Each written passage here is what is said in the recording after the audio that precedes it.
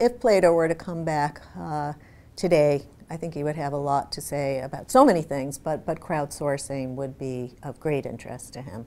I take Plato to the Googleplex, and he's very, very interested in our technology, and that would appeal to him very much. But he gets into a conversation at the Googleplex with a software engineer on crowdsourcing, and could crowdsourcing answer the kind of ethical questions that he first raised.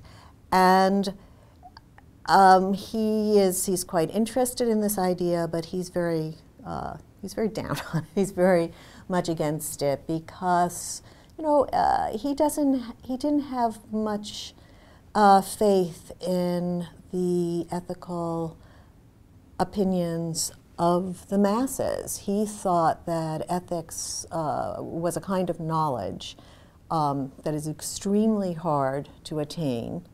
He's right. I mean, that's one of the reasons we've left him so far behind. It's slowly we make progress, ethical progress.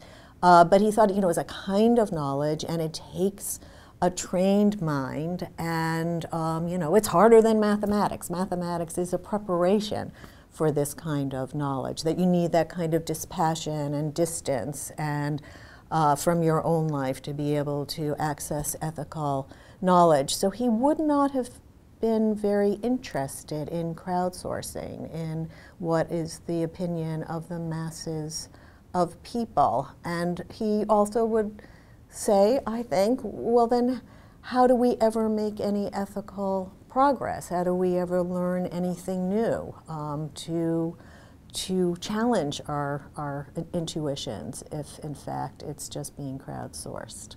I do have Plato getting quite addicted to the internet and looking up things on the internet, on Wikipedia, constantly. I mean, that was partly, I needed a quick way to bring him up to speed, and he is constant. So he gets, while he's at the Googleplex, he gets a Chromebook.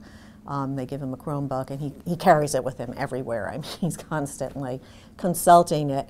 But again, he believed in the expert.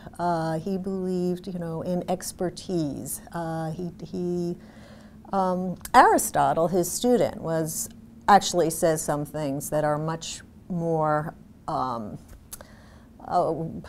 consonant or favorable toward crowdsourcing. You know, he says that, you know, if you go to a meal, if it's just cooked by one person, you may not like it. But if it's a feast with many people bringing their dishes, you'll find something to like, Aristotle says. And he really has an idea there of crowdsourcing. Let's try to get as many points of view as possible.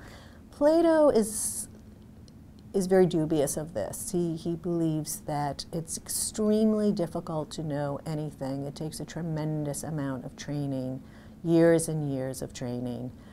He has the rulers of his state studying advanced mathematics for 10 years before they can even think about political philosophy. That's how hard he thinks these things are.